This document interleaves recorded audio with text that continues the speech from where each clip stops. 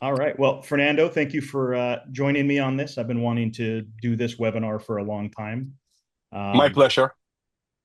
Exciting. So thank you, everybody that has taken the time out of your busy schedule to be here and watch us, go through tradecraft and hack, and hopefully this is educational and entertaining. So I'm going to start off. Fernando, please. You're doing all the work today, so start with your introductions. Thank you. My pleasure to be here representing Mitnick Security. So my name is Fernando Catoira. I'm almost 41 years old. Um, and I've been working at Mitnick Security for like eight years. I'm a senior security consultant. And well, I started working with Kevin, as I mentioned a few years ago, and we specialized on red teaming engagements, being super offensive and working like a boutique company, right? Not doing like the standard stuff like scanning and doing vulnerability assessments. We are, our focus is more related with red team engagements and being aggressive and especially mimicking real threat actors. That was that was always the objective of this company, and I'm glad to be here showing this. Yeah, awesome. Colin Murphy, Chief Hacking Officer at Frenos. We actually build a platform that does OT security posture management. So we take a digital twin, actually, we build a digital twin from configurations that you already have about within your network. And we have an AI reasoning agent that does, assessment at scale. So we simulate adversaries, we look for opportunities for improvement, and then we prioritize that. And so you might be thinking, why is Frenos and Mitnick Security here if we both do some form of assessment? Frenos is focused on configurations and digital twin assessments, and Mitnick Security, and I also work with Mitnick Security and worked with Fernando for a very long time, trained under Kevin. There's no replacing the intuition and innovation that comes with a red team. And we're really a better together story in that our platform does a lot of the grunt work, but the specialized proving of the attacks that comes from a company or a team like Mitnick Security and many others that are out there. And so we've teamed up to do this webinar and really go through an IT OT scenario and how a red team or an adversary would progress through those attacks. And you mentioned Fernando working with Kevin, and Mitnick Security being very boutique. Uh, I think back of all the different experiences we had working with him. Yes, What number one thing, and that's what this webinar is about, is he had fun. He wanted all of us to have fun. This was such a passion. correct, So many correct. times it would be 4 in the So morning. many memories, so Yeah, many memories, man. absolutely. Yes, Right. 4 in the morning, and he'd go, "Hey, if you're tired or if you're burning out, man, let me know." I'm like, "No, we're gonna keep going. We're gonna keep going."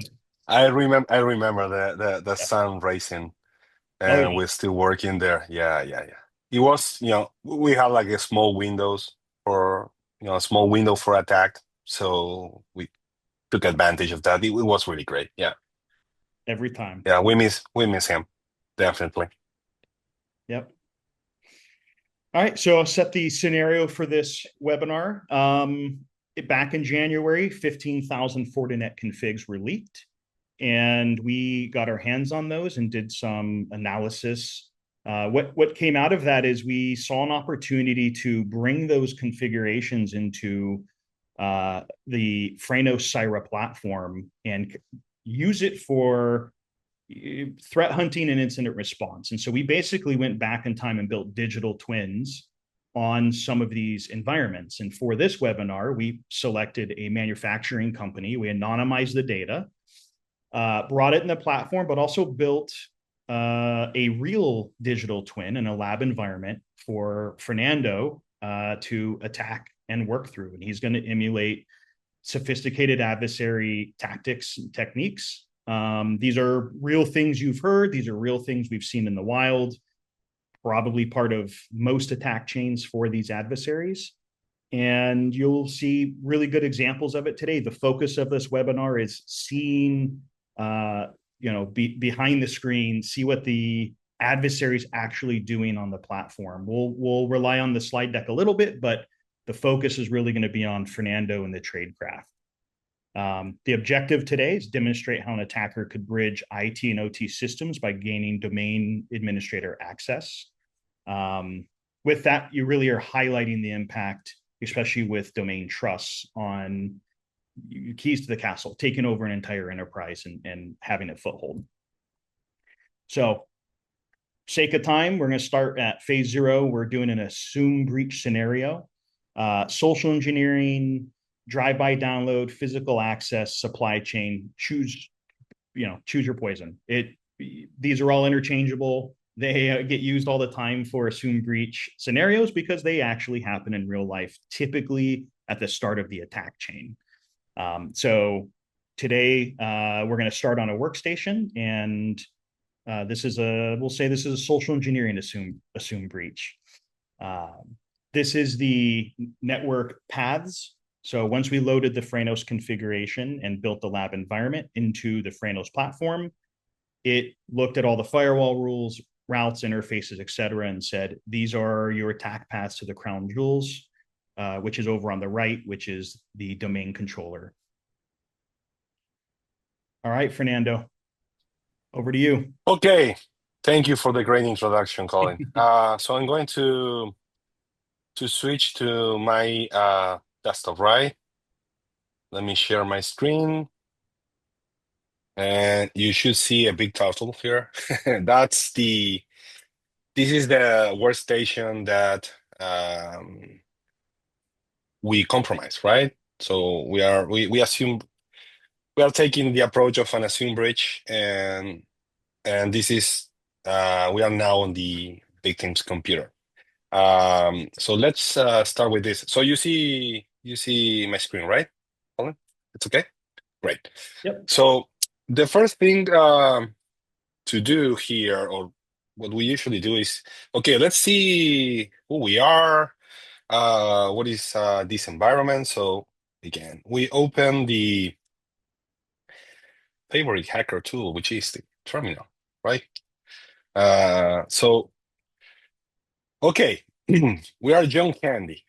I don't know who is John Candy, but it's someone we just compromised, and we are inside his computer, but we don't have the creds, right? So let's see who is John Candy in this in the context of this Active Directory. Sorry, this is something that usually happens. So John Candy is a standard user. As you see here, it's a remote desktop user, and it has only the ownership to the domain users and remote desktop users. This is usually common group membership that you can find on an Active Directory. So basically, it's a user that, we can assume is a standard user, but we don't have the creds, so we can't do anything, just poke around here. So next thing is, let's see who are the administrators of this machine. So we have the local administrator, we have another user, Frenos, and then we have the domain admins. But John Candy is not here, so we cannot perform any administrative actions here. So this is a common thing that we usually found on real pen tests, on real red teaming engagements, because companies, they tend to limit regular users on the permissions that they have on their own workstation, and that's okay, right? So let's see. Let's run an ipconfig command, which is pretty standard. Config /all. This is going to give us information about the the computer and the domain. So the domain name is mtc.local. And okay, workstation is workstation WS01, so it's workstation 1.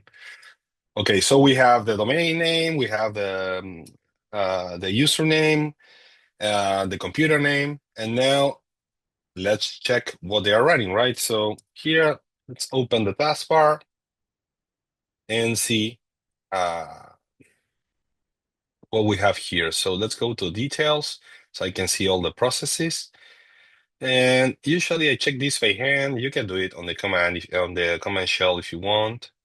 But what we have here is this magic process called the MSMP. So this means that they are running Defender here. And in fact, it's probably here. Sorry, I just missed it. There you go. There you go. So we have Defender running here. And let's see on manage settings, we have all enabled. The thing is that I cannot turn this off because I need admin privileges here to disable this, and I don't have that. So I think now we have a knowledge of where we are, who we are, and this could be like the pretty standard recon phase, right, Colin, where we are recognizing who we are and then start, with the, preparing the next phase that is going to be how we are going to perform an attack here that we don't have any privileges. So if you want to switch to the slides, I think you can share, right? Directly? Yep. Okay, go ahead. Okay. So this is the next slide. This was phase 1 reconnaissance. And in here, we show kind of the basic and the basic steps or first steps that an adversary takes, in this case, Fernando. Look at the network environment, identify domain information, who your local administrator is. In here, we also have the MITRE TTPs for the different steps that we're walking through. So mitigations can be looked up for these, as well as we'll make a couple recommendations as we go through the webinar. But you can see, towards the bottom, enumerating domain users, got the information on John Candy, who's one of the greatest actors, by the way, and detected security controls. This could be Defender. We also see Carbon Black, CrowdStrike, and many other different tools in EDRs. All right. So after this phase, you got it again. Okay. So let me share back my screen.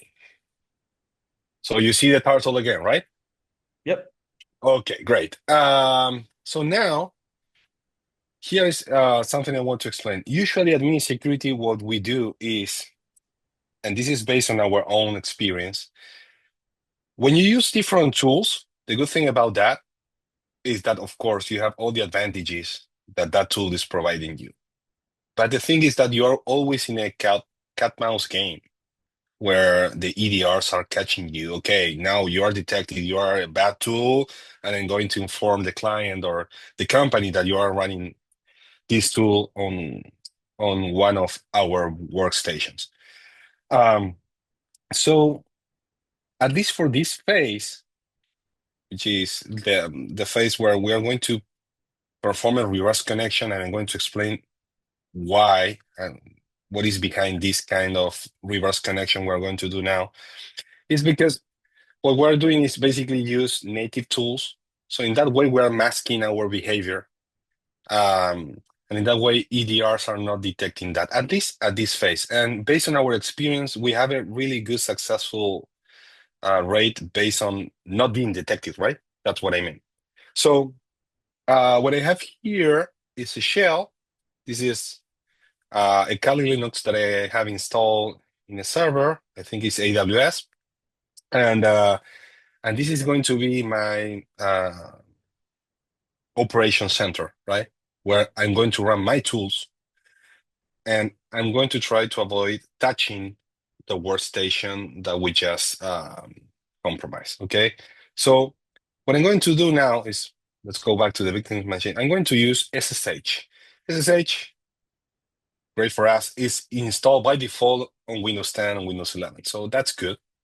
And what we're going to do is basically perform a reverse connection. That's why it is the -R.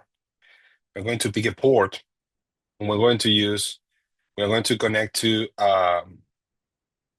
our box.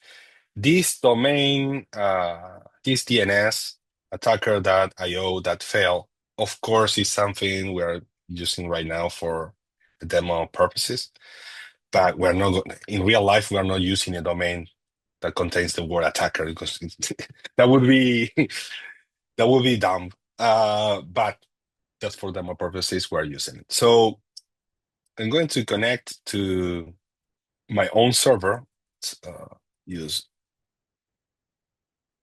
my password. I think I have a typo. Yes. There you go. So as you see, I'm connected to my own server, right? And I created a reverse tunnel. That's something that is part of the SSH tool, which is super cool. So now, if I go to my own server, let's do this. I can use the proxy chains tool. The proxy chains tool is also a tool that is, I think it's by default on Kali, or you can install it. And basically what it allows you is to proxy all the traffic through a SOC server. So since I've created a SOC server, let me show you this. Here is the port that I just set, the 1080. So this is listening. So all the traffic is going to pass through this local port and is going to exit through the compromised machine. How can we test that?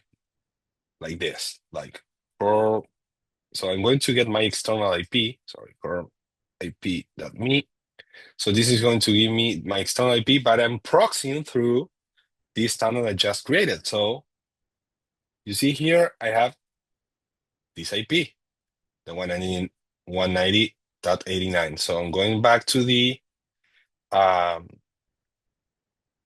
compromised machine. Let's open another shell. I'm going to do the same. So we are sure. You see, same IP address. So great. I'm executing commands on my own box, and I'm channeling the traffic through the compromised machine. So now let's start discovering what's around, right? So I have here a PowerShell script. In this, I have a file here hosted on my own box. And if you see this PowerShell, what it's doing is basically querying the domain controller and getting the computer names, the objects corresponding to the computers or servers. The good thing about this is, again, we are using pre-install modules that are already present in Windows 10, because we don't have permissions to install anything, and I want also to mask my behavior, right? So how can I run this? Pretty simple. So we are back on the compromised machine. I'm going to do exactly the same. So let's go to tools. So here I'm connected to my own box, and I'm going to do a cat. And I'm going to copy this and open a PowerShell terminal. So as you see, sorry, cool. No, and real quick, while you're doing this part, there's two things here for mitigation or detection opportunity. One is the SSH reverse shell. This is the cat and mouse game with attackers, right? Like, let's say I'm the defender, I'm blocking SSH for most regular domain users. There's 50 other ways for you as an attacker, whether it's living off the land binary or some other tool, to get your reverse shell executed.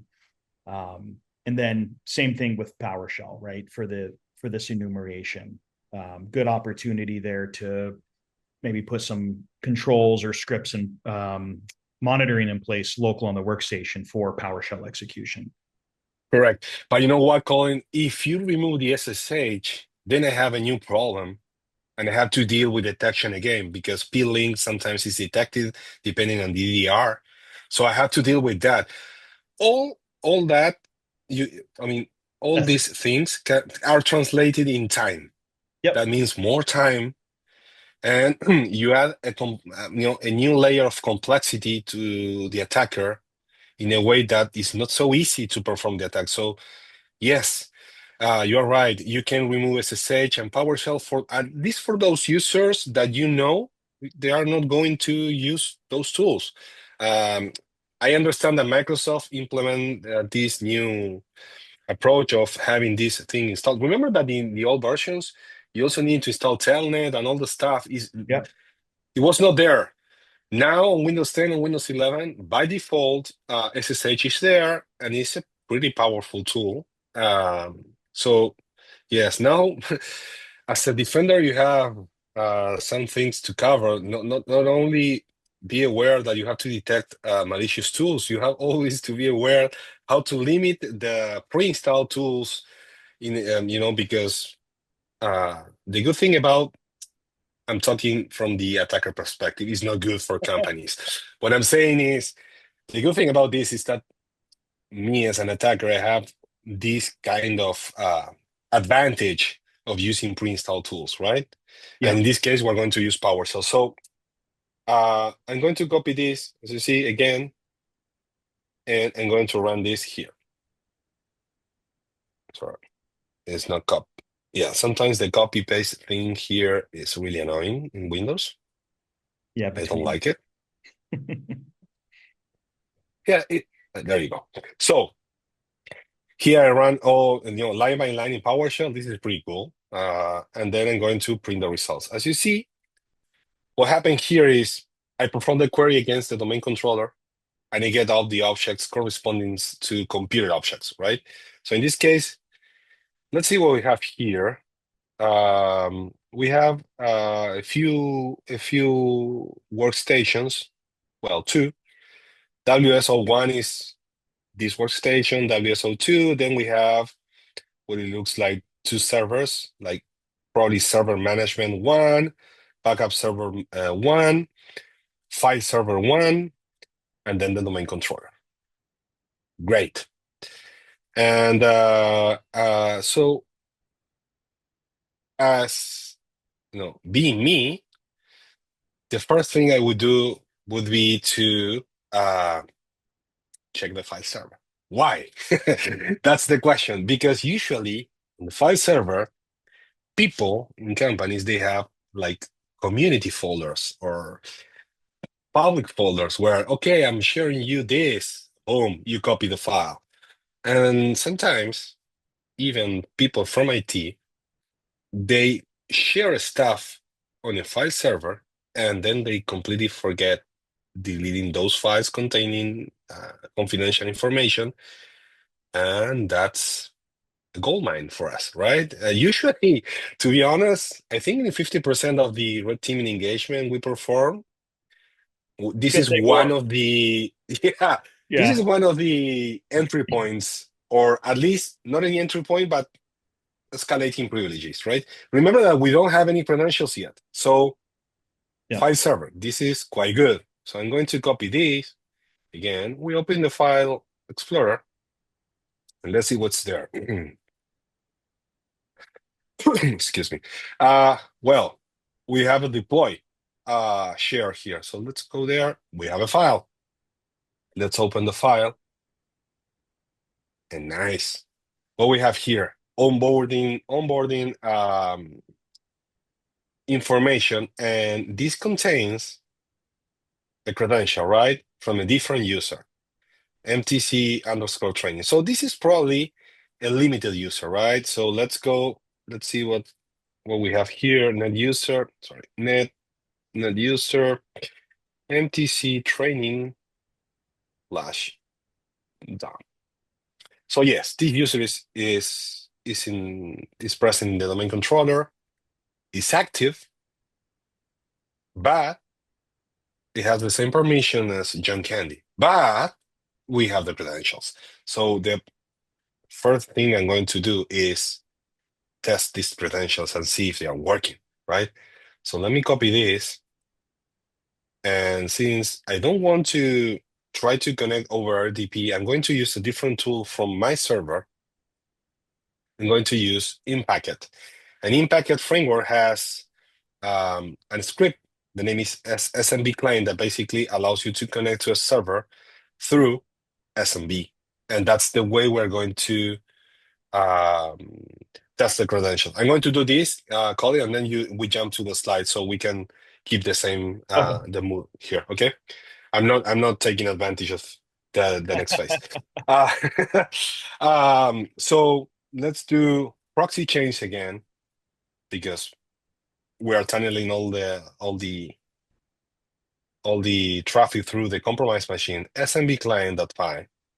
And then I'm going to run mtc.local, which is the domain, slash mtc training, that was the user. Now I need the IP where I'm going to try to connect. So let's use the domain controller. So what is the IP of the domain controller? So to do that, we can do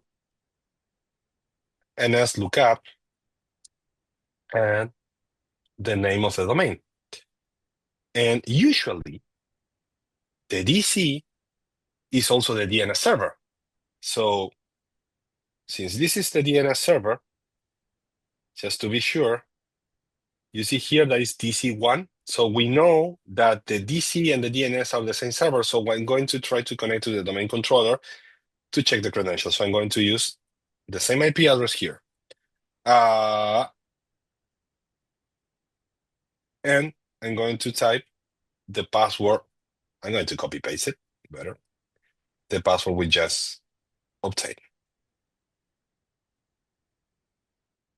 Yes, the hackers, we copy paste too. So it's not all like in the movies typing. Boom. So it's working. So we have valid credentials right now, Colin. Now it's all yours. Love it. And for everyone that's screaming, "Oh, I don't have that problem." One for one, you say 50%. I think it's far more, especially when Yeah. Kevin was leading the tests, because he's very diligent. And I think back to my own businesses and company I've been with. There's always a training account or a demo account or something, whether sales is using it, new staff, because you don't want to give them something sensitive yet, especially when they're onboarding, right? They got to make it through onboarding, get their security awareness training or policies. All you need so far for the attacks you've done is just a regular domain user, nothing special. And so that's for you to get to where you're at now. That's available in most networks. I'm not going to say all, but I will say most. All right. Yes, that's So correct. I will share slide. There you go. Okay, so here we are. This is, and we're using these slides to, to basically put in writing and kind of show the breakdown of everything that Fernando's doing. So this is phase two. He started with the reverse tunnel. The MITRE framework TTPs there, protocol tunneling. He moved to the enumeration, so running tools, collect system and network information. Then found the file server, network scanned via his machine so that it's not shown on the network of detections are there. And then we get to accessing sensitive file shares. And like I said, I've seen this pretty much everywhere, because there's always there is a legitimate use for it. Yes. There's just a better way of delivering that to the users than. No, and in fact, you are right, Colin. I think in almost, I'm not saying all the engagements, but if I'm trying to remember, but in many, many, many engagements, there is always one of the steps involved touching the file server and finding credentials. Usually, yes. Usually yeah. And then like reviewing the file server and say, okay, and sometimes we get new credentials and then we connect with the new credentials to the file server. We obtain access to a different folder and start digging again and again. And it's like it's like a chain where we are like escalating. Yeah, that's right. Yeah. and Google, and it's cloud too, right? We saw it in Google Drive, OneDrive, um, any other places where you may be storing marketing or on, HR or IT support, etc. Yeah, that's a good thing you mentioned that sometimes in the red team engagements where when we don't when the approach is not related with social engineering or sending a payload and compromising the machine, sometimes we compromise a credentials and we connect, for example, to Office 365, and there you have another world. I mean, you have the shares, the drives, and you start digging there, and again, you are finding credentials and stuff.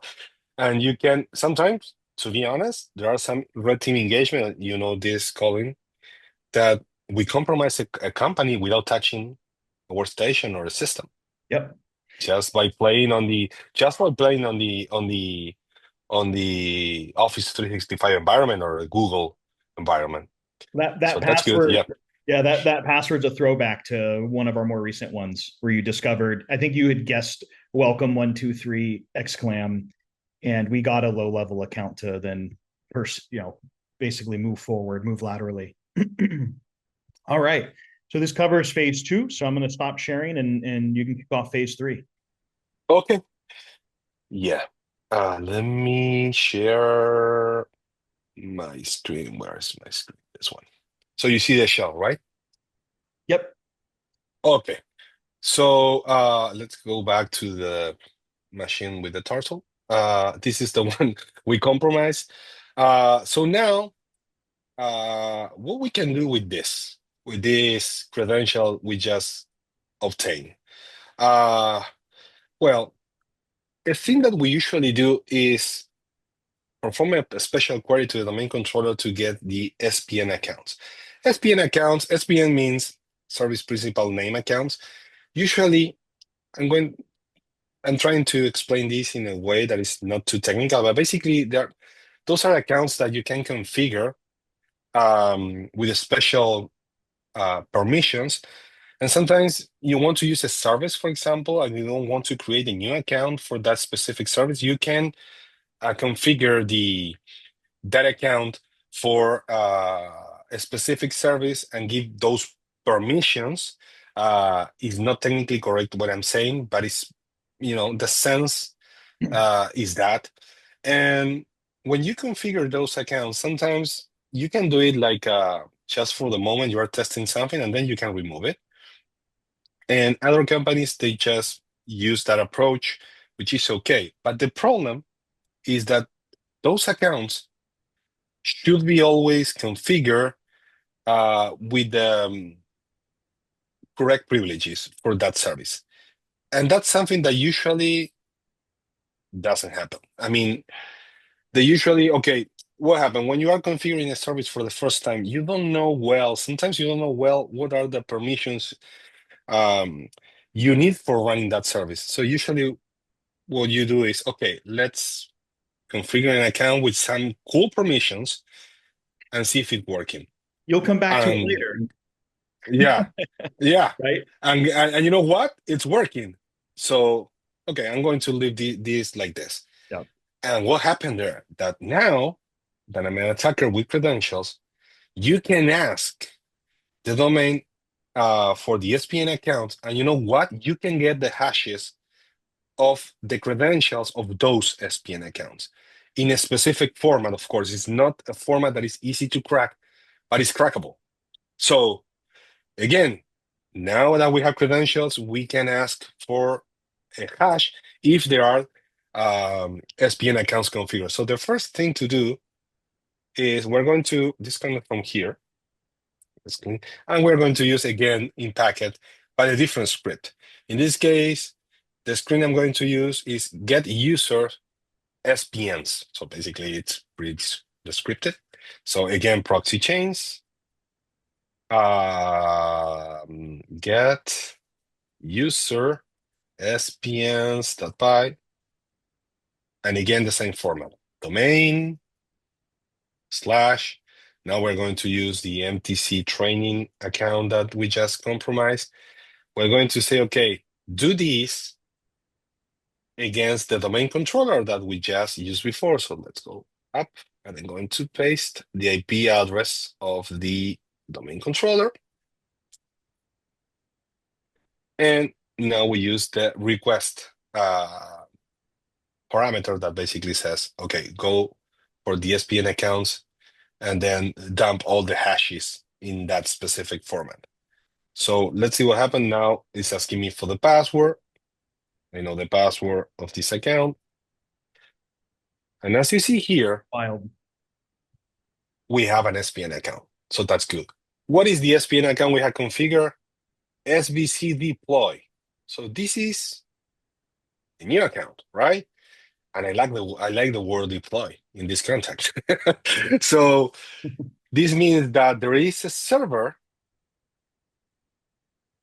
this one, that has a service, probably this one, that is using an account that is configured as with SPN as an SPN account. This one. And what is the hash of this account? Well, the hash is this one. As you see here, you have it's separated by the star here, but you have the account, the domain, and here you have the account again. The format is pretty weird. But again, this can be cracked with Hashcat, and we're going to show you this in the next phase, Colin. So all yours. All right.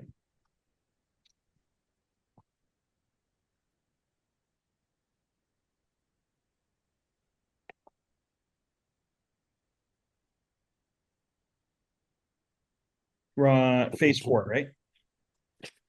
This is phase 4. Yeah. Sorry, phase 3. There you go. Yes. SPN hashes. Sorry. Yeah. The jumping back and forth through screens. No. Yeah, that's All okay. right. So first, covering real quick what your steps were, validated the credentials that we had access to via SMB from your machine using SMB client. If you're thinking through mitigations, you're really looking at like an application layer detection for that for SMB, some kind of anomaly detection. Unfortunately, a lot of this happens organically on a Windows network. It's very noisy. Machines are always services are running. Machines are always talking to each other, talking to the domain controller. So then enumeration of service principal names, SPNs. So this is where you used proxy chains, asked for the SPN hashes and got a hash, which is remarkable every single time that works and I see it. Mm-hmm. And again, Colin, we are not touching the operating system. That's right. The compromised workstation, right? It's all running from our server. So the only way to detect this, you are going to explain this later, right? It's based on the traffic, right? Yeah. Yeah. Deep packet Mm-hmm. inspection. Mm-hmm. Yep. Good. Then learning as much as we could about the SPN hash, the server it belongs to, the service, to basically prepare for lateral movement. And that's where we have this hash, we need to crack it. And Correct. So I'm going to show you that right now, Colin. All right. So let me share again my screen. So we are back on my shell, right? Yep. So this is the attack server, the shell here on the left, and here on the right. Let me see if I can move this a little bit. But it doesn't matter. This one is a computer that I have here with a video card, and I have Hashcat here. Colin, then you can explain the rig we have at Mini Security, which is pretty cool.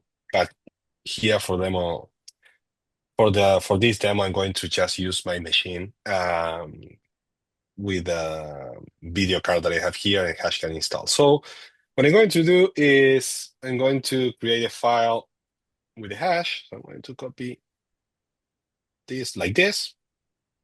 We use a lot the copy paste. You don't see this on the movies, but this is real life stuff. It is the most important tool. Yes. Uh, we save this file, and then here I have a script to basically that runs crack. Let me show you this really fast. I have this with different rules that I use for different engagements, but I'm going to use this one. So basically, I'm using hashcat. This is the module I'm using that correspond to SPN hashes, and I'm saying, okay, crack this file that contains the hashes, in this case, only one hash, and use this dictionary. That's all. So I'm going to execute. Boom. We have the crack here. As you see, this is the most amazing screen. When I see this, I'm really happy.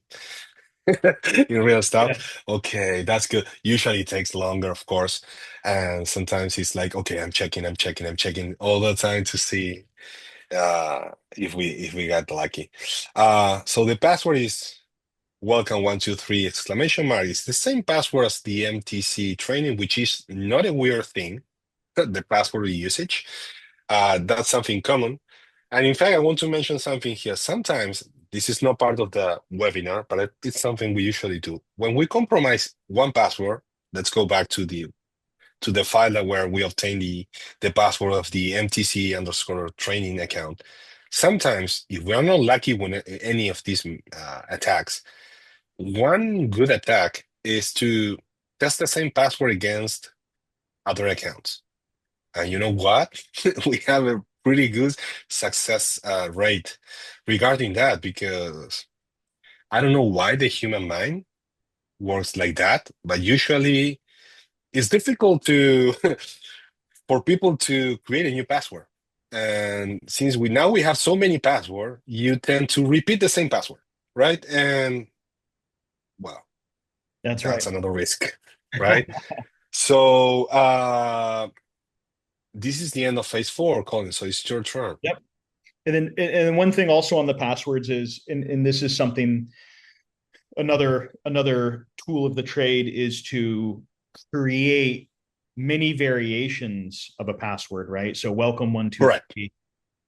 We've seen really complex passwords that we got from a share, even though it was for a training user. It was good password complexity, but it was about 80% of that password Ah, was reused everywhere, and then they would just put a number on the end. no, you know what, Colin? And I remember something that I think is worth to mention. I remember a client, of course, I'm not going to give the name, that they were using a password super complex password that contained a word and a date, the dating numbers like 06, 05, Yeah. 2024, and then an exclamation mark. After doing some intelligence, we already have access to this client to Office 365. It was possible to list all the users, and it resulted that was the creation date of the user. So you know Okay. what? We were able to guess many, many, many passwords based on that, because that information was part of the domain. And so, okay, I need the password of this user. So unless that user changed that password, you just type, okay, this is the word, let's type the creation date, and then exclamation mark, blah, blah, blah, blah, blah, and boom, we were able to jump over. So again, it looked like a super complex password. It was a complex password, but on that context, it was not. So again, it's a difficult task for defenders to create a safe environment, especially when you have an attacker with all the time in the world to analyze this kind of stuff, right? Yeah. I forgot. I forgot about that. That was massive. Yeah, yeah. All right. So there you go. Cool. So covering cracked hashes. Now there's really no detection for this, right? You have to detect the exfiltration of the hashes or extracting it from the domain. Once they're out of the environment, you can run these locally offline forever, and there's no stopping that. Passwords are forever once they're in a hash and exfilled. So as we go through this, you know, sometimes they crack really fast, as Fernando pointed out, but sometimes they take days, hours. We've run some engagements for, I think the longest one we ran was almost 2 weeks, one cracking job. Now it was against, I think, 11,000 hashes, and we cracked most of them, but sometimes it takes a lot. Once an SPN is cracked, it does give the same privileges as the targeted service account. So if you're thinking deployments, EDR, sometimes SPNs are used for deploying software packages on devices. So now you have the ability, from permission standpoint, to deploy packages across the domain, whether that's OT, IT, workstations, executives, etc. Now with the cloud, also in some cases you can sync and push into cloud environments. And then Fernando was talking about the Kevin Mitnick cracking rig that was built, I want to say 4 years ago. It's built by Yeah, EK it was Glass during the pandemic, right? It during was the during the pandemic. pandemic, something. Yeah. Yep, you're right. GPUs were hard to find, and we were able to scrape together 24, plus we had a 6 GPU cluster. That set of rigs, which were water cooled, with we have 4090 GPUs in them, 6 per rig, 4 rigs. We're guessing 7.25 trillion password guesses a second. It's a beast even today. Absolutely. And if you think about the context of a business where you do have overlap with passwords or bad password practices, and now you have breaches out there in the wild that us attackers and adversaries use to try against a business, it's a tough game to win. The key mitigation in this is password length. That's Yes. that's what defeats today's cracking rigs is length. You don't want password reuse, because that'll get you once one cracks. But if everyone's unique and everyone has a long password, statistically you start to enter like a bazillion years or so. Like it's a wild number of years with the math that's associated. So that's Yes. the mitigation that we always recommend post assessment is passphrases are king right now. So Yeah, definitely. all Yeah. right, so 8 characters is no longer working code. yeah, that's right. Yeah, you cracked. All right, so back to you. You cracked the credential, and Yes, let's next start with the phase. next phase. Yes, you see the show right now, right? Yep. Okay, so we have a new account, compromise. So that's super cool. So now we're going to use a tool. The name is Bloodhound. It's a pretty known tool. This tool is really, really great because basically what you can do with this tool is you perform an amount of queries against the domain, and then you build like a map. And that map contains nodes, and those nodes are computers, users, and then the most important thing is the relationship between those users, computers, and stuff. And this, in fact, is a defensive tool. It was designed as a defensive tool, but we can use it, of course, as an offensive tool to get more information. Something that I want to um, say about this tool is that if you run it on the system, there is a tool that an executable, Windows executable version of this tool. It's probably going to be detected by the EDR, because nowadays it's considered it's like Netcat. It's not an offensive tool. Well, it's a tool. It's a networking tool, but some EDRs detect that because of the usage. The malicious approach that people take with that tool, but it's not a malicious tool, definitely. Well, the same happened with this. So I'm going to run this again on my server, so without touching the system. And there are some good strategies to detect this, because this tool at the network level is pretty noisy. because it's going to perform a lot of queries against the domain controller. And that is not something that usually happens with a regular user. But again, we have a but here. What we usually, I mean, we run this when we don't have, you know, any other approaches to take. You know, personally, I avoid running this at the very first because sometimes it's not necessary. But again, it's a valid tool. And I try to run this in a red team engagement during a business day when people is working, because I want to mask my behavior, you know, behind, you know, the regular work that the company has. And some, you know, usually they don't detect this because of that. And again, depends on how you are analyzing, because analyzing the traffic is expensive. And it's difficult because you have to configure the tool or tools you are using in a way that you are minimizing the false positives. And many companies, they configure that, and they have so many alerts that they just dismiss those alerts. And when they have a real alert, they are not seeing that, right? Yeah. So I'm going to run the command from here. I have a Python version installed on this box. So again, proxy chains. And then I'm going to run the Bloodhound Python, which is the tool that I have here. I'm going to use the new user that we just compromised, which was SVC deploy.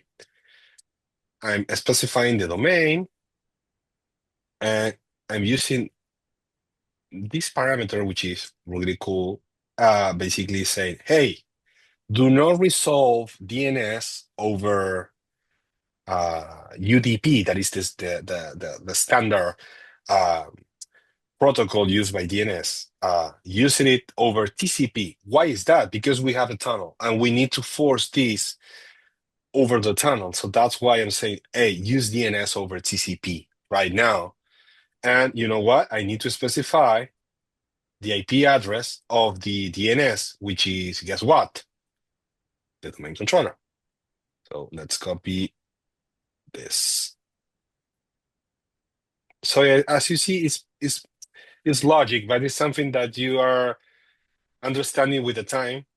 Of course, we have a lot of commands that we run and they are not working. We prepare this for this demo, but again, it's something that's pretty cool when you understand it.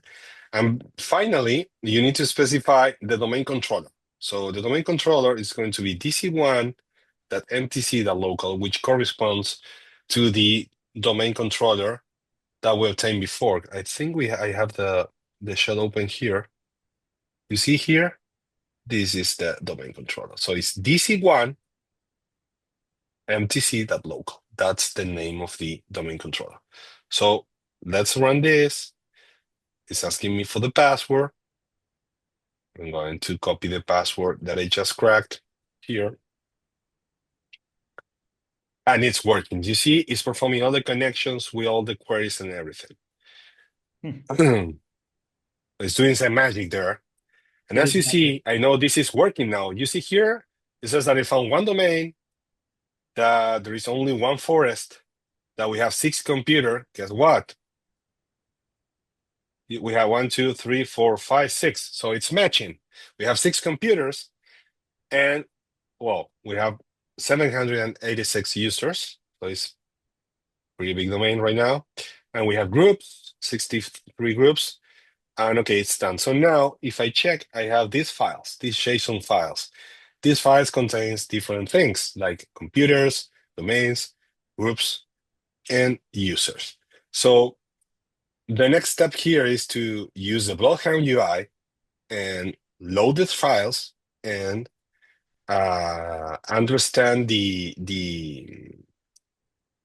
logic and the relationship between these objects. So I'm going to show you this right now. So first I need to copy this to my machine. I already done this. I can do it, but basically it's an SCP command. So basically what you can do is do an SCP and get these files from the server. So I have it already here. So let me go to the folder where I have everything here. So I have the files here. These are the files that I copied before, just for a matter of matter of time. So let's open this.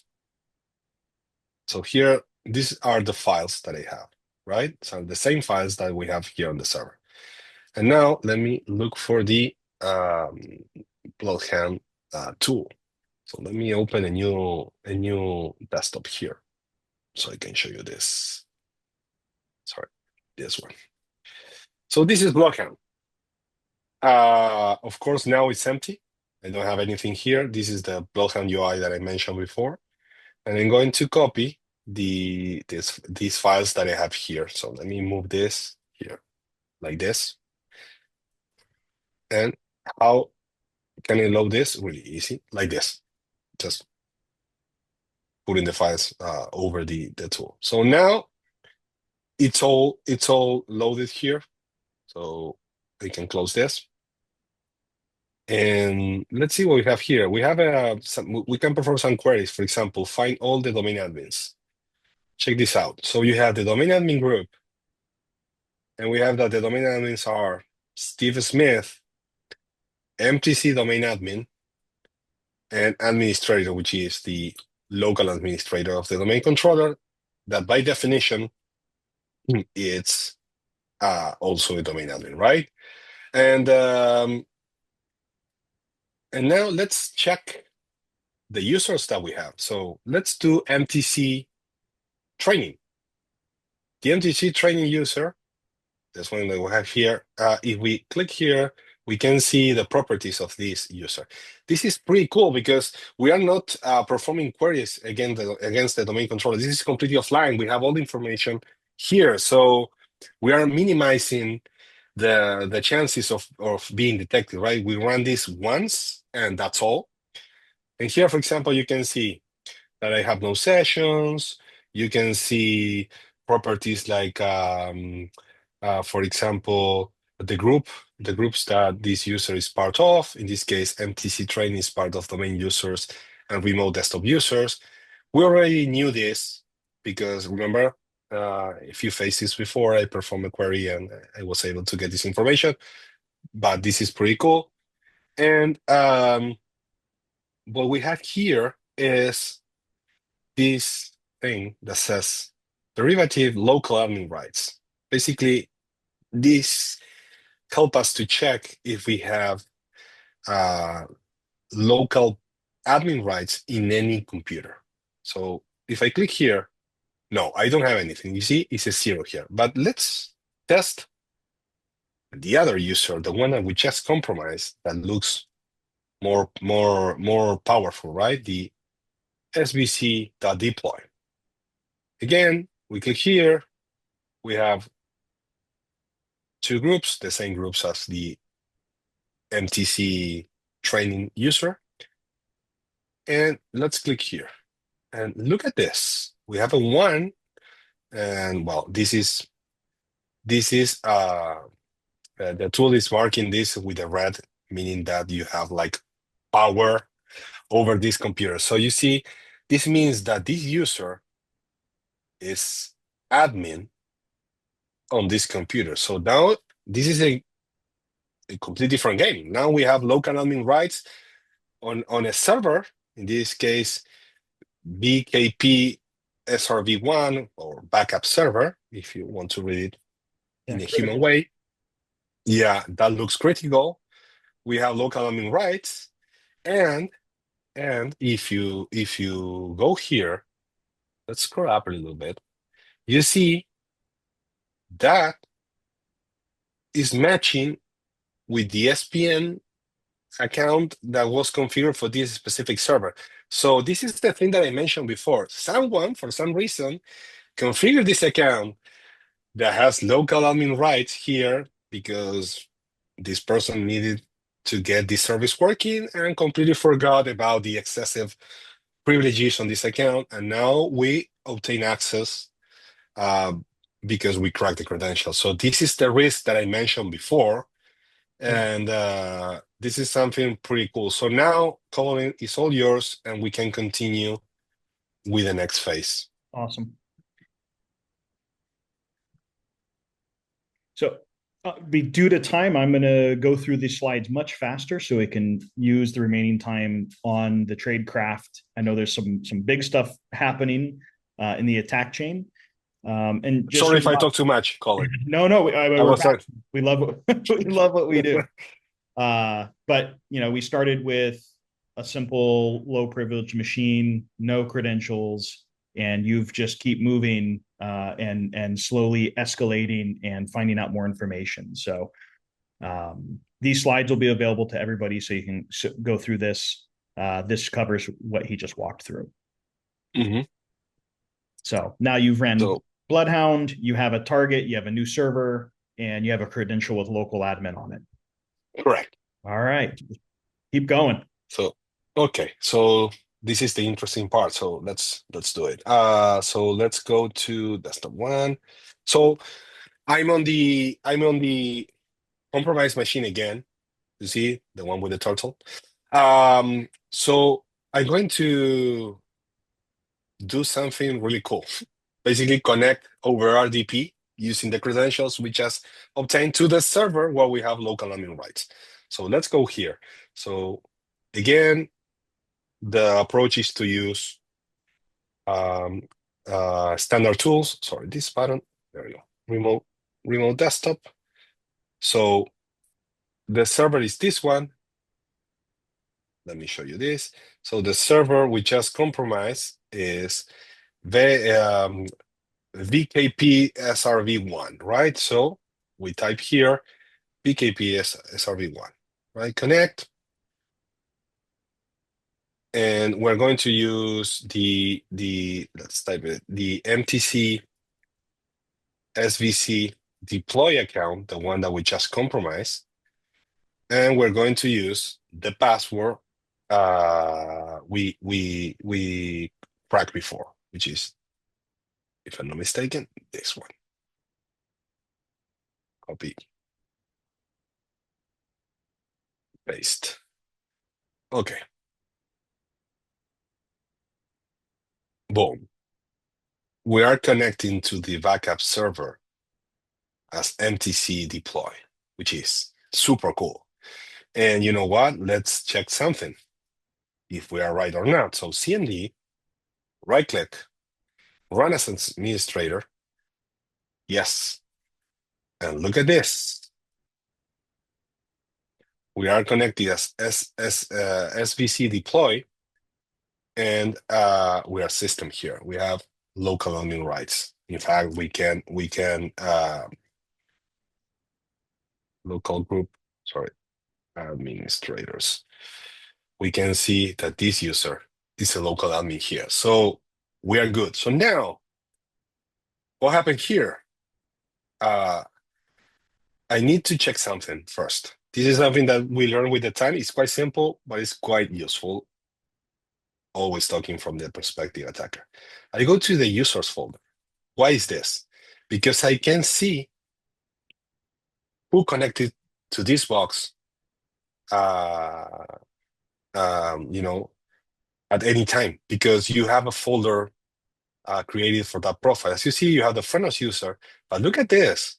This user, MTC domain admin, connected to this box sometime in the past. And if this box was not rebooted, that means that the credentials, especially the NTLM hash, is living in memory somewhere. Well, not somewhere, it's inside the ELSA's process, right? So if the machine was not rebooted and someone connected, it's like a fingerprint. You have the hash probably there. And you know what? We have local admin rights. And with local admin rights, we can read memory. So we are lucky. We can go further here. And you know what? We have probably an antivirus here or an EDR. And again, probably the same as the workstation, but we can double check it. And it's the same one as the workstation. You see Defender here. Mm-hmm. So if I try to read Elsa's, it's going to be detected because EDRs are protecting that process because they know attackers are reading that. So you know what we're going to do? We're going to use a forensic tool. What is a forensic tool? Basically, it's a tool that allows us to dump memory at the whole memory, not only Elsa's, the whole memory. So in this case, this server, it's configured with, with 4 gigabytes of RAM. So the dump is going to take 4 gigabytes of a space because it's basically a copy of the memory. And then offline, we're going to do some stuff to read that. Why we're doing that? Because dumping the memory is usually what happens when the process crashes. And it's part of the regular behavior of an operating system. So EDRs, they cannot detect that because they're saying, hey, no, this process failed. They're just dumping the memory to send that for reporting and see if the vendor can fix this. That's the way it works. And also with the telemetry and also the same windows with Microsoft when they send a report about the failure, right? So we're going to take advantage of that. So how are we going to do that? Basically using a tool. Let me go. I think I have the Finder here, but let me open a new one. There you go. So I have a tool here. Let me go to. Wait, Yeah, one at the second. bottom. Yeah, but let me go here. I think I have it here. Yes, tools. Sorry. So I have this tool. It's a forensic tool. It's part of a forensic tool. In fact, this is the free version. So I'm going to copy this one and take advantage of the RDP feature that allows you to copy paste. That's a good thing. So we can paste here. And if we go to Defender, just I want to show you something. Defender is enabled. You see here? So no detection. So now what I'm going to do is to basically go to the desktop where I have this tool. We have it here, and we're going to run these tools to dump the memories, right? So this is dump it space. We are specifying the name of the dump, and then we're passing the /q just to run it in the batch mode, so it's not asking me. By the way, you can run this, and if you compromise a computer, the user is not going to see anything because this is running in the background. So we run this, and as you see, now the file is being created, it's dumping the memory. You see that here is a Microsoft crash dump. So the EDR is seeing this as a Microsoft crash dump. So how they are going to stop this? Well, I don't think there is a way right now to stop this from the EDR perspective. You had to stop the attack before this, right? Before getting access to the server with local admin rights. So we had to wait a few seconds until the process it's done, and then we can exfiltrate this file to our attacker box, and then we're going to work with that offline. So in the meantime, you want to show the slide? Yep. So Yeah, while I'll we go wait through it. on this. Yeah, Okay. well, that's run. I'll go through it real fast. Yeah. This is phase 6. Yep. Oh, yeah, there you go. Awesome. Phase 6. Yeah, so access backup server and dump memory. Now, this is you were the first to show me that actually on one of our last engagements. Genius. I know others, elite pen testers and adversaries are doing it, but LSAS and every variation of LSAS and Mimikatz. I mean, that is a cat and mouse game. There's 400. Yes. It's written in C#. It's been rewritten so many times to keep bypassing the EDRs. To just dump the memories. Pretty intelligent, because that's a big level up for for testers and attackers, unfortunately. So here we have your exfiltrating. I mean, when you move it off the device, defender's running. Again, there's no reason for EDR or defender to pick this up as a malicious thing, because this is a pretty normal thing that happens, right? You go look in Event Viewer on a Microsoft machine, there's crash dumps all over the place for services and processes. So not to give away too much, but due to time, obviously the step 3 and 4 are coming up next. And Yes, correct. yeah, we'll jump Correct. back. Yeah. Yeah. So I can share my screen again. Give me Cool. a sec. Um, so this is finishing, as you see. It's done. It's 4 GB, so that's expected. So now what we can do is exfiltrate this file. I'm going to, of course, do the perform the command, execute this command to show that the EDR is not detecting it, but I'm going to cut it because we are not going to wait several minutes until we upload this to our attacker box. I have a copy already, so in that way, because of time, I can show you this faster. So basically, again, guess what? We have SCP here by default. So that's pretty cool. So let's do SCP. So this file is the one that we have on the desktop, and then is the destination, which is attacker that IO that failed, and I can put this on the root folder.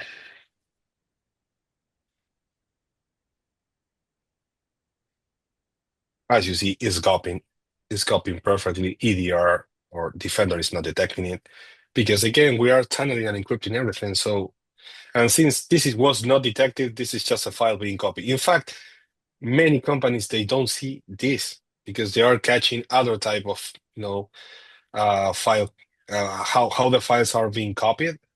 They are trying to detect that like with DLP solutions, but SSH is really cool. So I'm going to cut this. So this is being copied against over my attacker box. And then from my attacker box, I'm going to use a local VM with Windows because I need that to manage this memory dump. So I have a local VM here, which is this one. This is my box. I don't have Defender here. I have full control over this box. And again, I can use the same SCP command to copy from my attacker box to this machine the file. I have the file already here because of the time we have.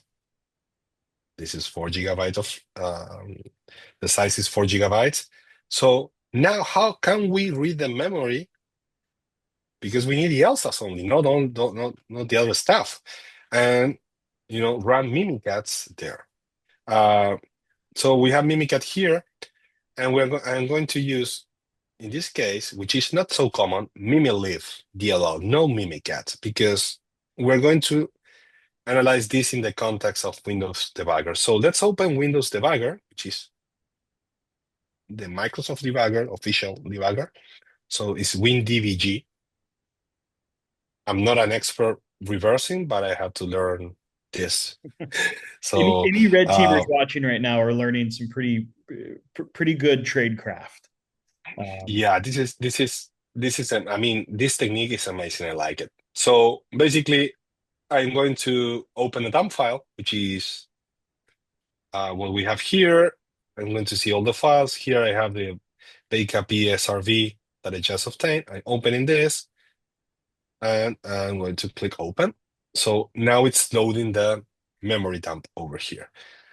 Now, what we're going to do is to load the Mimikatz library so we can run Mimikatz inside the debugger in the context of that memory dump, right? So to run this I'm going to run the .load command, and then unfortunately I had to type the full local path of my VM.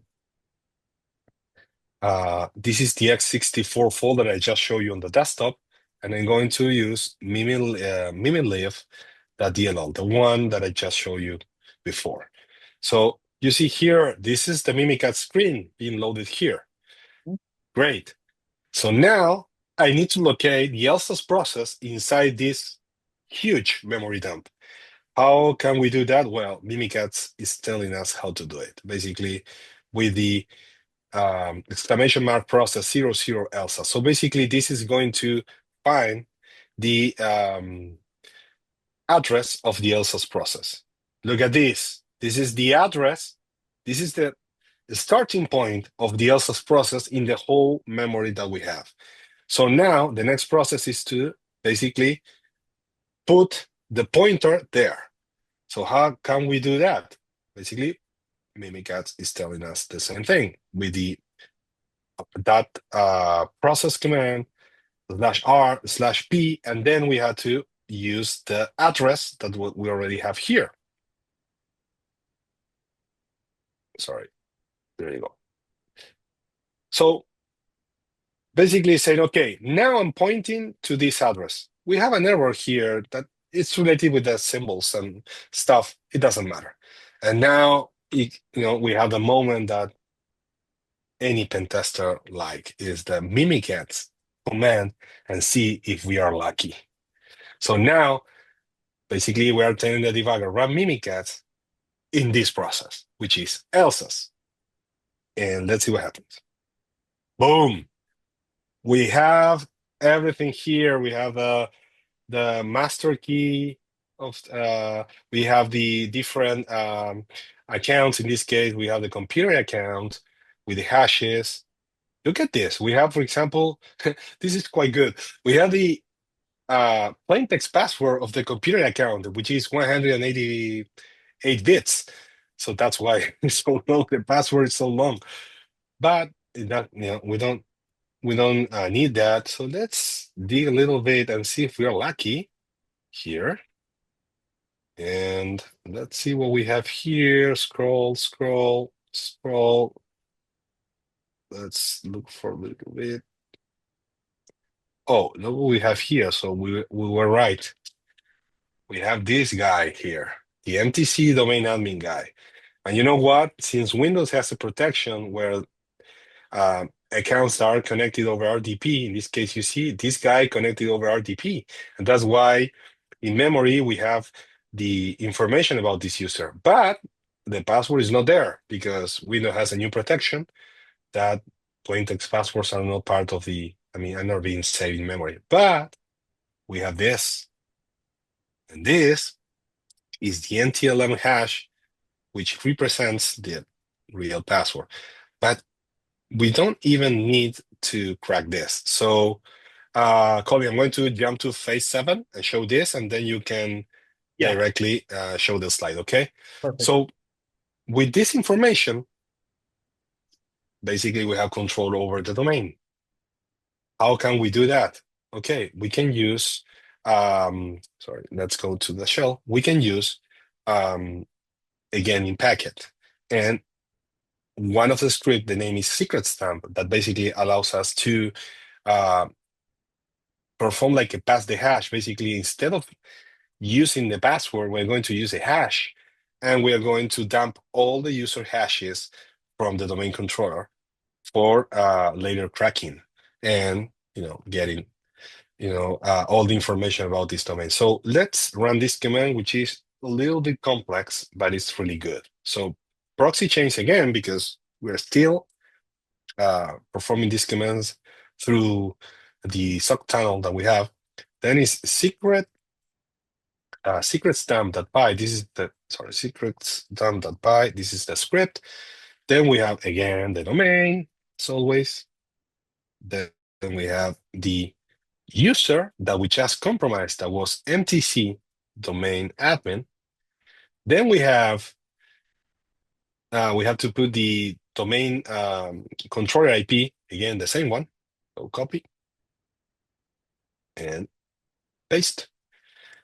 And then we have this command hashes, where we're going to specify the hash. But still, we need another step. This hash, let me copy this from the from here. This hash that I'm pasting here is only half of the hash. We need the other part of the hash. Usually it's the first part of the hash, colon, the second part of the hash. So what is the first part of the hash? Well, it's something that Microsoft used, I don't know, I think before in Windows, in the old version of Windows, they use, they have LM hashes. And when they move to NTLM I think that's the explanation, to keep the compatibility, they just added the other part. So the first part is always the same, corresponds to the empty hash of the NTLM. So NTLM empty hash, I think I can find it here. Look at this online here. There's a guy here that is asking, what is this? Okay, I'm going to use this. So copy. So I put the hash here, colon, and I put the other part of the hash here. And then I'm going to use the output file to specify the file. I'm going to use just MTC. And let's see what happens. Apparently it worked. So now we are connecting to the domain controller, and we are in the process of dumping the hashes. So Colin, if you want, in the meantime, while this is working, you can just go over the slide and we can just come back to finish this amazing webinar. Awesome. This best for last for sure. This is what we always like to see as attackers in engagement, but it also gives us, when this is successful, it gives us some good recommendations for our customers. So we like to see when we come back year after year that this is much harder to do or impossible to do. Not easily done, but you can work there as a large organization. So dump domain hashes. This is executing right now. We're getting all hashes from the domain. We're going to run those through the same cracking process we did the SPN hash. And I would say that most of the time we get between 40 and 65%. Doesn't matter if it's 30 employees or 7,000 employees. It's just kind of tends to be the percentage we get of successfully cracked accounts. This is your in-game most of the time against an organization. If you look at the lateral movement and attack chain that Fernando showed us today, it started from configurations that were leaked by attackers that broke the perimeter of 15,000 corporations, right? So we got the Fortinet config, they broke the perimeter. This is most likely the processes that were taken, right? The TTPs for many of those organizations once the attackers got in. If we were to go back and threat hunt each and every one of them, this process up to here, keys to the castle, was probably wash and repeat many times over. From here, you really can move anywhere in the organization. If you're looking at IT, OT, strictly IT, you can, as an attacker, stage any type of attack, whether it's update servers, you're getting HMI on the OT side, anything that's managed by the domain, computers joined to it, servers and users, is now at Fernando's control. So, all right, let's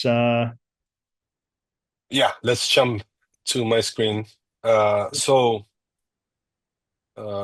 me 1 second here. So you see it's stamping now.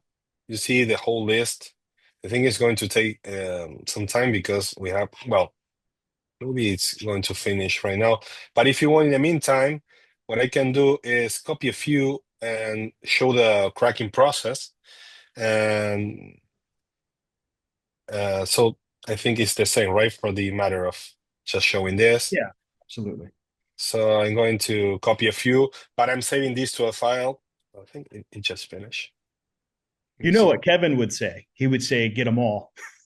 I think yeah. For the sake of time. So MTC, NTDS, sorry. Yeah, we have everything here. So I'm going to copy just this like this, just for a matter of time, because if not, I have to copy to a different machine, and it's going to take some time. So I'm going to just copy this in a real file that is bigger. Usually, we just move the file, but I'm just going to copy this, just like this. Now I'm going to copy this. The computer accounts are not interested. So here I'm in the right shell.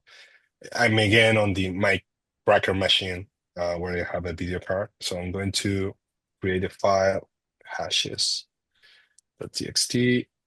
I'm going to copy all this and see if this works.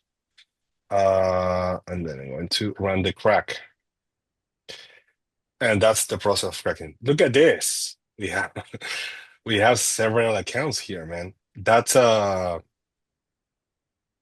course, I'm running just with a small dictionary, but here we were able to crack 15%, but only using one video card. So it's a different thing from the Kevin's feast with a bigger dictionary. But just to show you that, look at this, all the passwords that we crack in a moment. And I want to show you something that there is a command where you can, let me show you this. So this is, let me see if this works. Because with me, this is the module of this is to see the user, because here you only have the hash, you don't see the username. So then you have to compare the hash with the username to get what passwords belongs to what user, right? Let me see if this works. Yes, this works. My memory is good. You see here, Good. these are the password we cracked, and look at this. Now we have the credential of that user that we were able to steal we stole the NTLM hash. So at this point, Colin, we have a domain admin cred in plain text. We are able to connect to the domain controller if you want, and basically do whatever we want inside that compromised domain. So I think this is pretty much what I want to show. I don't know if you have any questions, Colin, or if we are okay to proceed with the other part of the webinar. Um, yeah, let's proceed. It'll cover some of the OT elements, and then Got it. yeah.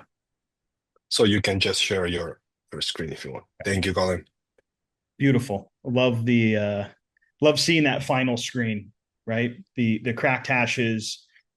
It's It, that's the game over. Yeah. it's game over. All right, so this is a IT OT webinar. Obviously, we didn't cover OT specific themes themselves. Now, the processes we used or Fernando demonstrated, they work in both IT and OT environments, especially when you have Windows infrastructure in place. Now, in this example, again, I told you I got this config from a manufacturing organization. What you didn't see, and due to time and attack chain, is that there were three other networks that we could have modeled, but this would be a 2.5 hour webinar, and that is private plant, primary plant, and secure plant, and that is their manufacturing floor and equipment. Now, from a segmentation and firewall standpoint, it was open, it was accessible the same way that we pivoted through these networks. What you get into in many of these environments is a separate infrastructure for OT from IT. Now, secure-ish, right? And definitely makes it more difficult, but you have domain trusts, especially if you're trying to manage everything with a small team and follow best practices. Now you have a bidirectional trust between the IT domain controller and the OT domain controller. Using those same methodologies and password cracking and TTPs that Fernando just demonstrated, we could take it further and from the trusted domain controller one, move into the OT environment or start working on compromising jump boxes or other things, bastion hosts, anything that's to leverage to move into the OT environment. So we didn't show that part. One of the things we talked about at the beginning of this webinar before starting it today with you guys is potentially doing a part 2 where we're fully focused on the OT segment and show compromise of those unique devices, the different Modbus, different protocols that would exist there. So depending on how you guys feel about this, we'll look at doing a part 2 soon. The other final, and Fernando, please, any final thoughts on the IT/OT domain trust OT environment? No, you're right. Usually, this is the beginning of a real engagement, especially when we define the scope with the client. Usually, if they are worried about a specific section of the network, this is the first step. Then we try to jump and start working on that. Again, this would be a super complex webinar because probably it's a 4 hours webinar, because imagine that this is the starting point. You are working on this for a month or 6 weeks. Yeah. But yes, definitely it's something that companies nowadays, they are taking care of, because they know that these kind of things happen for real. It's not a movie. It's not something that we are just saying. This is something that is happening. And even mature companies with a really mature secure posture, they should exercise they should perform these kind of exercises, because they are this is a real thing. And also, as you mentioned, well, you're going to show you probably now, be aware of what they have and what are the vectors of potential compromise. Being proactive in that way. Absolutely. We see it more and more every day. I would say that over the last 6 months, it's ramped up to, I get 1 or 2 phone calls from personal friends, local businesses, colleagues, people that don't know what to do, Fortune 500s, where they had an event, whether it was ransomware, an insider threat, 0-day supply chain. It is ramping up and it is happening. So what we can do as defenders or simulating adversaries is just assess our security posture, help our customers assess their security posture. Both Mitnick Security and Frenos do that, especially working together. My final thoughts here, really the most successful security strategy I've seen, other than having a great team and investing in your security and your IT team and your InfoSec team. I mean, they're doing the work. You need to support them. But bringing in, we're talking about large scale assessments here. So using a tool like ours to do attack path modeling and automated assessments so that you have your to-do list. You're going for low-hanging fruit. You're assessing, any rules, open segmentation, vulnerabilities, things that you already collect internally but don't know what to do with, and how do you prioritize that? So you can leverage something like our platform, and then bring in the Mitnick Security team or any outside red team assessment team that IT/OT, and then test those attack paths or whatever's important to you. What's your crown jewels? If it's power gen or if it's a HRIS system. So just cover my product real quick. So we ingest from OT vendors, IT vendors, and segmentation. From that, we build a digital twin of your network. And then we run an AI reasoning agent that's trained on TTPs. I think we have about 1,000, maybe 800 different adversarial groups out there that we've trained on. And then we model and simulate attacks across the digital twin network and produce reports. So this is the Frenos platform. If you're interested in a demo, the information's attached to the webinar. Mitnick Security. If you've heard us say Kevin, if you're not aware of who Kevin is, Kevin Mitnick, world famous hacker, best friend and mentor to many people. This industry exists, in my opinion, because of people like Kevin in the 80s and 90s and early 2000s. Not just Kevin, but he definitely was a big part of it. We trained under him. We know what it is to be persistent and be successful doing this and really helping our clients. Kimberly's the CEO now; she's running it, so we support her. And the services for Mitnick Security are penetration testing, social engineering, vulnerability assessments, red teaming. A lot of the stuff you just saw Fernando go through, the team does across every type of company: manufacturing, software, cloud, financial, medical, pharmaceutical. I think we've done it all at this point. Lots of stories. So if you were looking for a boutique team, people that have done this for a really long time, the Global Ghost team, in my opinion, is one of the best. So, yeah. So Q&A, we're over on time. I saw a question come through earlier that I thought would be a really fun one to address.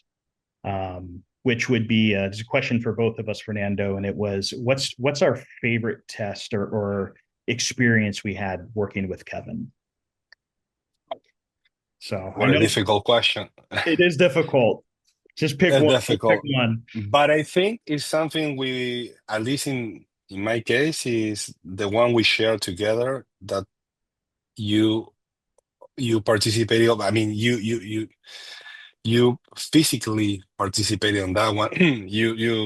We were testing a company that they have stores inside the mall, and you went to the mall and you installed a device under a table close to that store, and we used that device. I think it was a Raspberry Pi, specially prepared with a wireless antenna there, if I Yeah, not no, that's accurate. mistaken, and we and then we used that device to pivot and connect to the store, and then we use that store as a bastion server, as a bastion point to pivot inside the company. At the same time, Kevin was, I think, in England Yeah, doing London, something, or the London. Yeah, London, yes. And there was also a store there. So he went to a coffee shop that was close to the store and performed basically the same thing. So we were working all around the world. We were working, I mean, in my case here from Argentina, connected to that specific device. You were there. Kevin was in London, and we were really successful in that testing.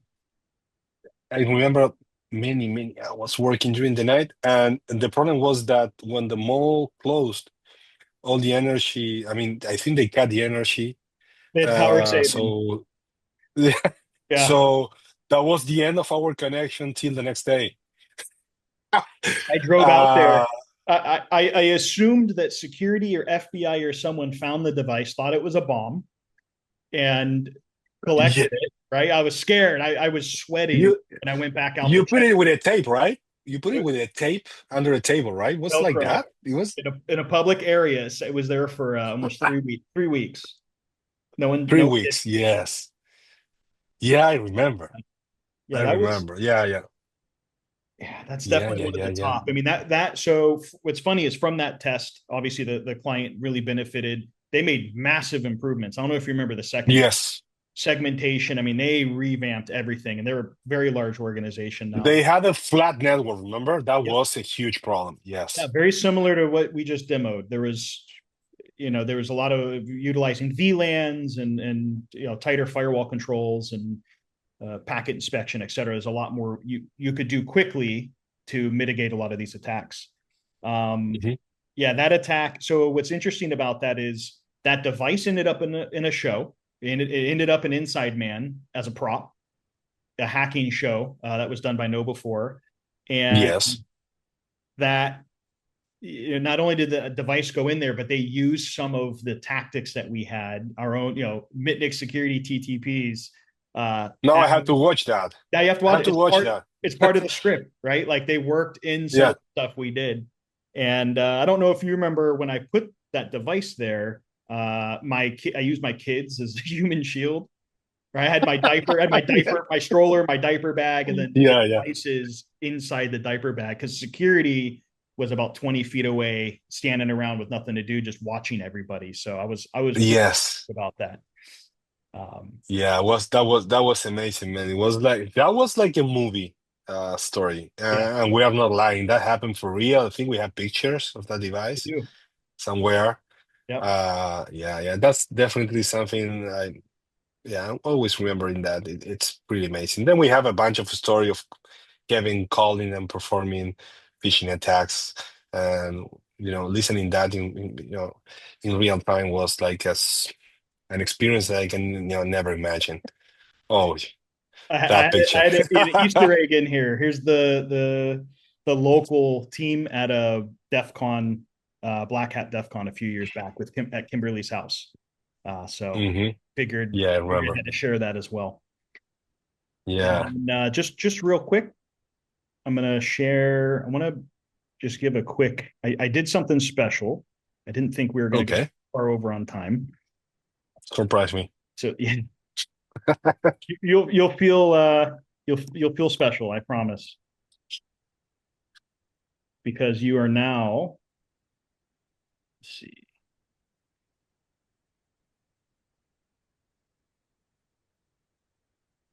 Let me share my screen. So this is just a quick glimpse of the Frenos Oh, platform. oh, great. If you look over here, we have a source destination, so our assume breach the domain controller. And here we have the Kevin Mitnick, or AKA Fernando's attack path that we just walked us through as a TTP, as an adversary now in the Frenos platform. And our reasoning agent, given the segmentation files and different aspects, uh, not not as good. I mean, you guys are always innovating, so there's certain things you do that are going to bypass EDR. But um, as we walked through this, and this is the reasoning agent following a lot of the attack paths trained off of you, by the way, you guys, uh, all the way up to past the hash in domain dump. So we have a threat campaign, Mitnick Security Lab exercise. Uh, Mitnick Security is a threat actor. And now in the platform, it's kind of fun to be able to emulate this type of attack. That's great. Yeah, That's great. You have basically, yeah, you are adding that the patterns or the behavior or the approach we took. So now that the tool is learning, and in some way you can be proactive, and you know. Mhm. yeah. I mean, like there's a couple points in here where it would do what typical attackers would do, and it would be detected, right? Like the way you dumped the memory, et cetera. Correct. That's all very unique. But for customers of Frenos, if you run adversaries and you have your segmentation files, your vulnerability and asset files in there, we've already to the point where we've built your digital twin. You will see these types of attacks by um, all the modern attackers that are out there. Oil rig, was it a scattered spider, or there's 10 new ones a week, but their TTPs are in the platform, and this gives you something to focus on and prioritize. Figure out your crown jewels, your baseline security, then bring in that assessment team to help you really harden the attack. So this is our platform. If you love what we showed you today, you have a ITOT environment, you want boutique testing, bring in the MitSec team. You want to demo this platform, please reach out to me or to the contacts that are part of the webinar. So really appreciate you guys sticking around with us. Wish we had more time for Q&A. Reach out on LinkedIn.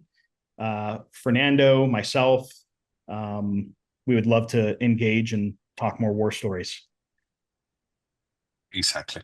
Thank you, Colin, for all the time. It was amazing. I enjoyed this a lot.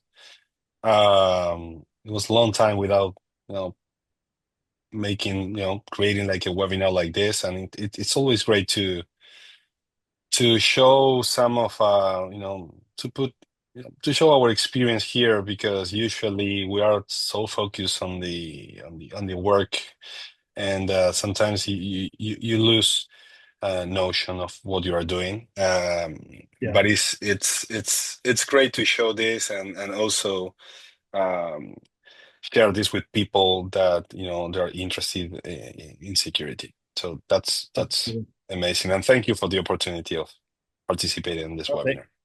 thanks for sharing your your tactics. This should be But beneficial. I hope it is. I had fun doing it. That's all I really care about. me That's too. staying true Me to too. Kevin. We're hackers, man. Yeah, So, exactly. all right, everyone Exactly. have a great day, everybody. Thank you. Thank you. Thank you.